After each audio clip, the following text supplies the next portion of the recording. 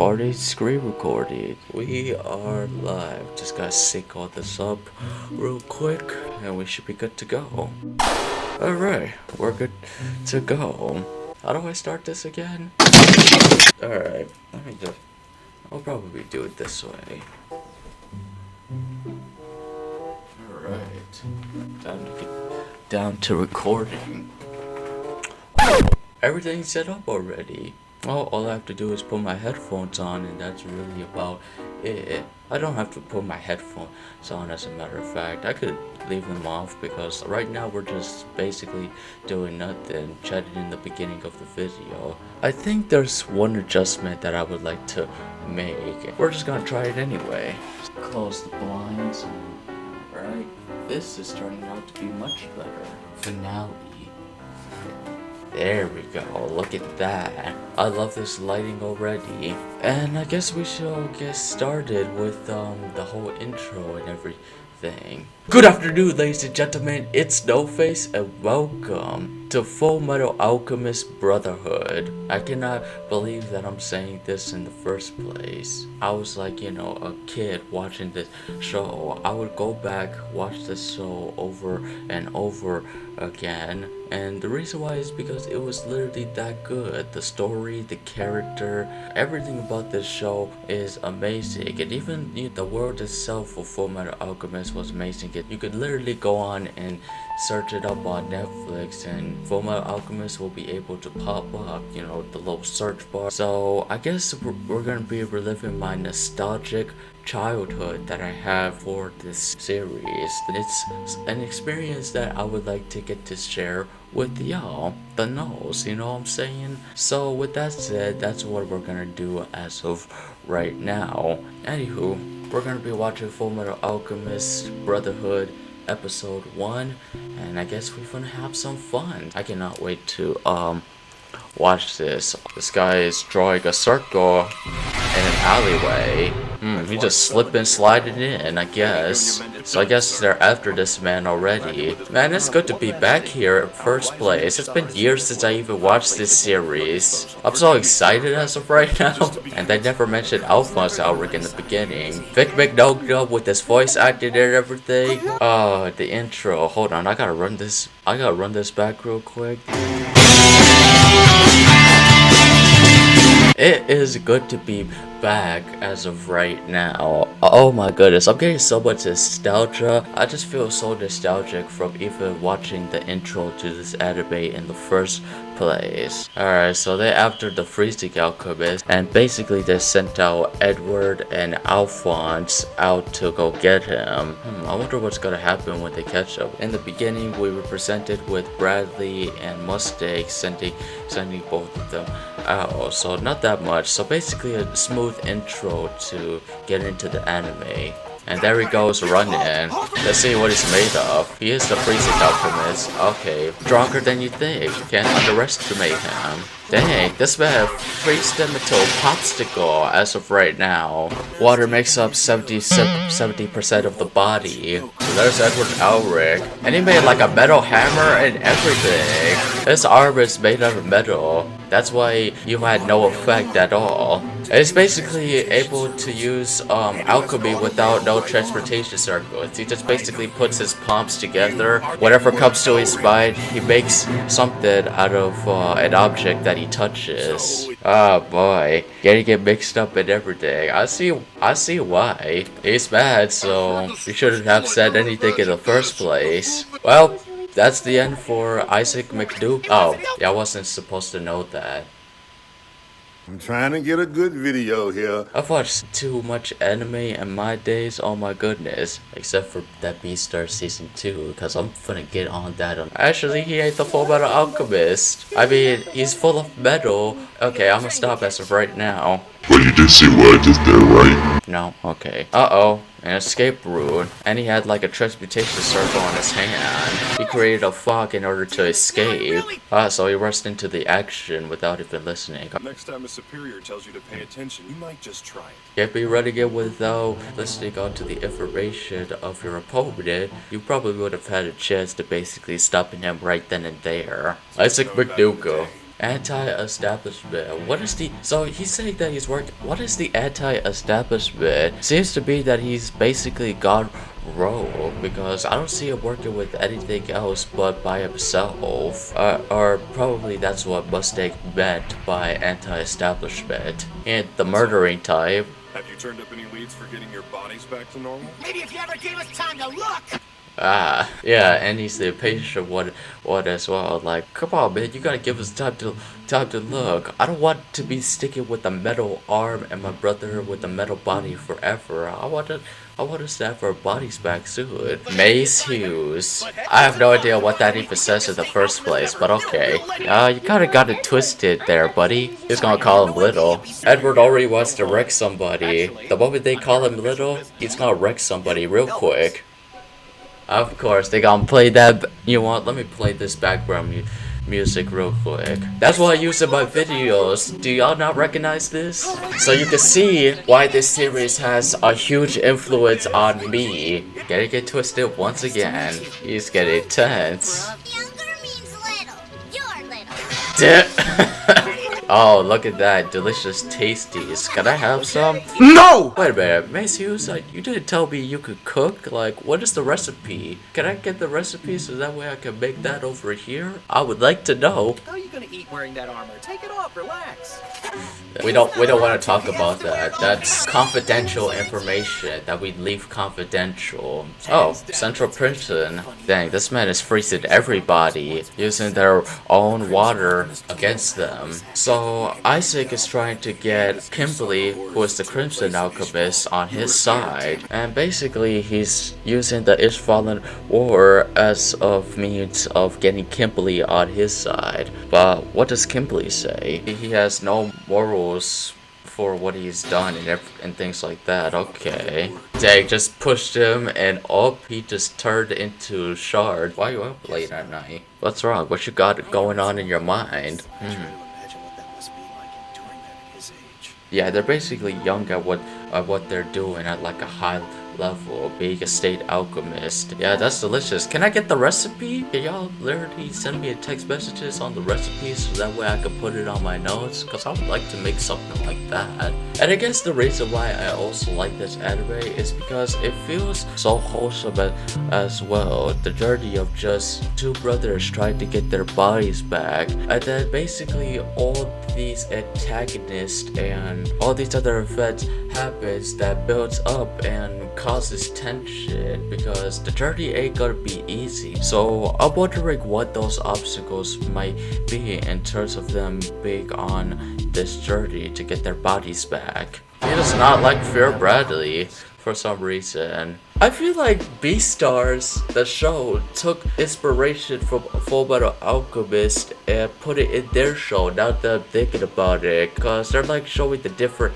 character and the character names and whatnot. I guess that's why I also like Beastars as well. It's like not just, you know, the romance, the gangsters and whatnot, but it's also the fact that we get to learn the characters' names and things like that. Also, is there like a certain studio that did all these animes to where they have their own parts of showing the characters? Because if that's so, then I find that really interesting, because that studio have been involved with a lot of anime, and how that certain studio had a lot of impact on making all these anime shows, you know? So basically all these guys are not state alchemists, they're basically just officers, and that's really about it, which is surprising to me, because I thought everyone would be like their own state alchemist, but I guess not. It's Armstrong, Alex Louise Armstrong. They duking it out and everything.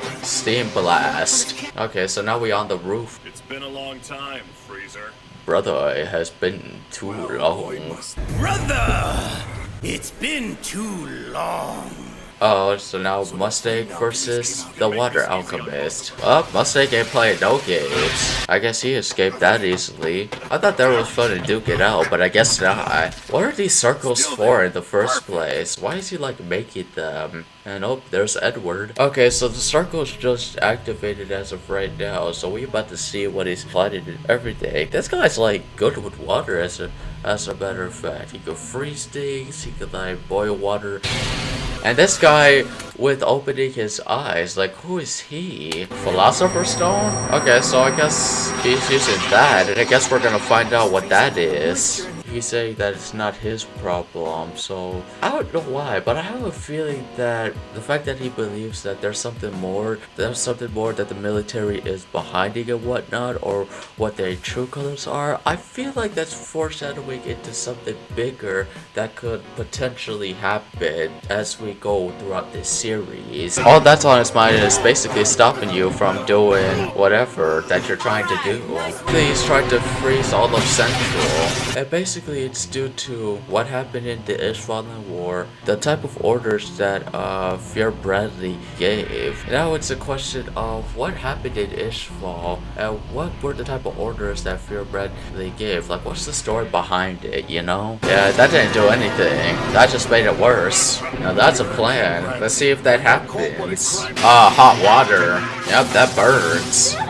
Oh. You attempted human transmutation. Human transmutation. And now they're showing flashbacks. Wow. Now they're showing flashbacks as to what actually happened. They committed human transmutation, and Edward lost his arm and leg, and the brother Alphonse lost his whole body. Like, what is human transmutation? Like, what were they trying to do at that point in time? And now is the question. I guess we're about to find out sometime sooner or later. And I guess that's something that they've been living with for who knows how long.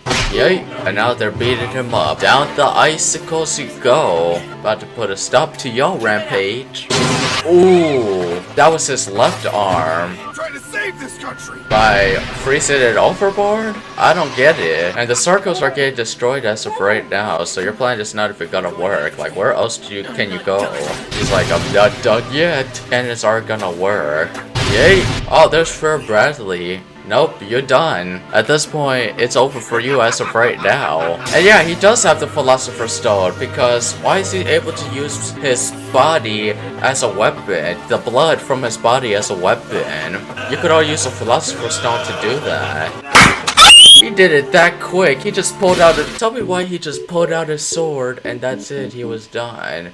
And even stroke for the vital parts, the shoulders, yep, you're done. And yep, there was the Philosopher's Stone. And now it just faded into dust. And I guess Kimberly knew the functions of it. They destroyed the circle before everything froze. Who is this guy? Why did he like open his eyes in the first place? There's so many mysteries going on in this episode. It's like I need to know more.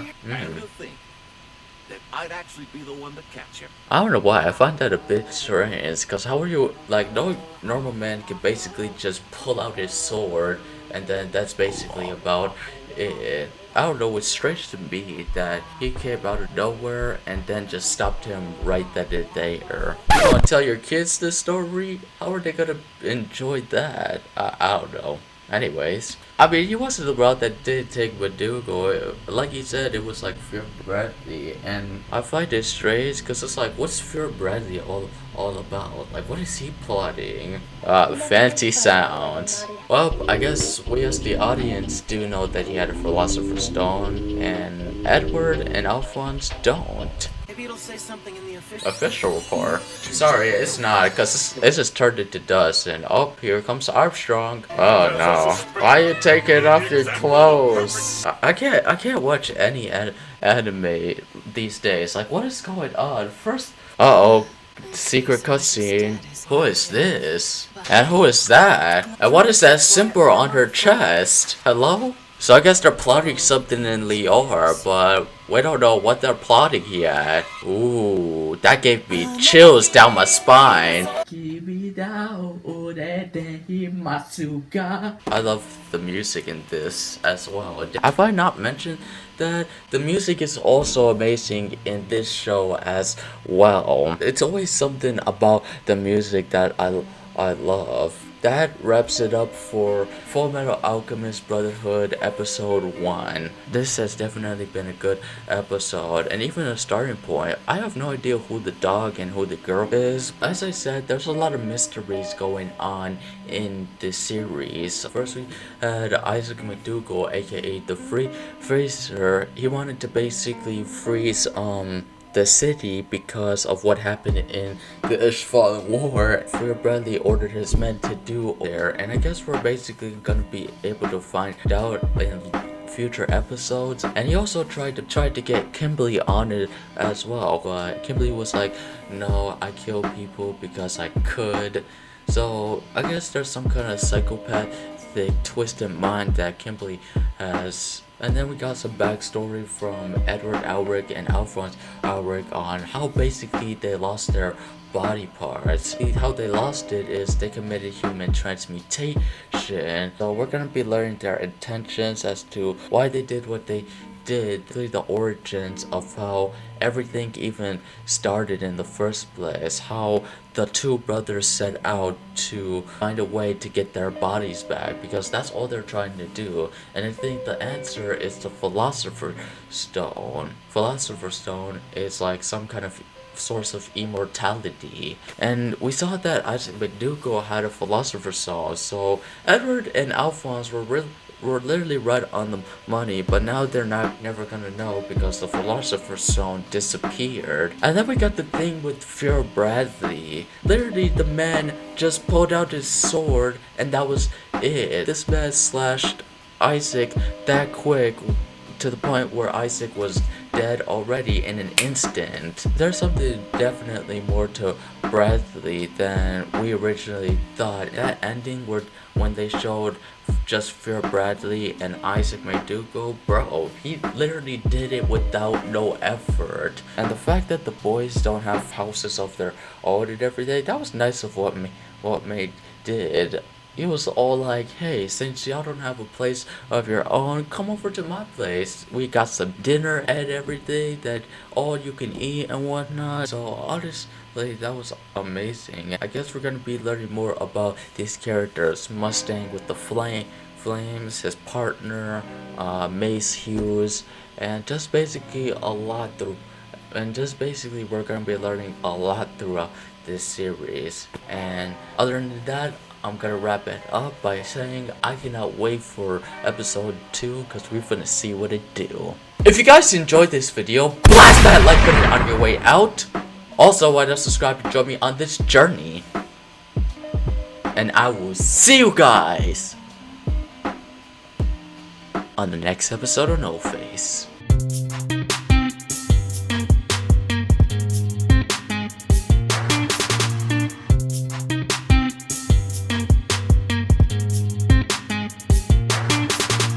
Man for real took his shirt off in front of Alphonse and Edward. Like, what is with all these anime characters taking their clothes off? Like, do they got some sort of fetish for even doing it? Like, what is going on here?